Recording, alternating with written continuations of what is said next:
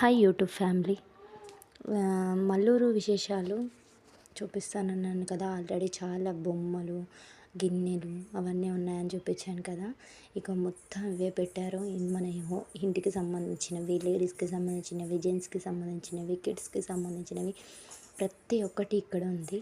ఇక్కడ జాతర, పెద్ద జాతర జరుగుతుంది 1 వీక్ నుంచి. మేము ఫోర్త్ డే రోజు వెళ్ళాము జాతర చూడడానికని. వీలు లేకపోయినా కూడా వెళ్ళాము.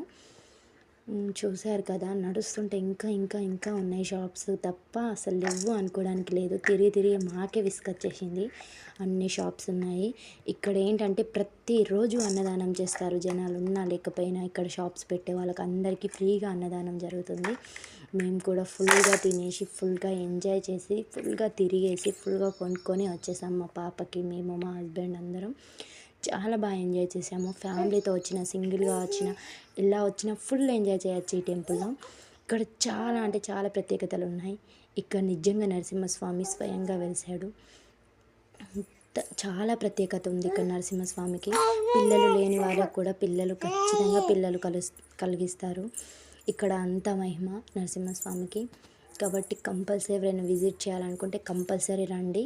ఇది వచ్చేసి ములుగు డిస్టిక్, ఎటు నాగారం పక్కన మల్లూరు.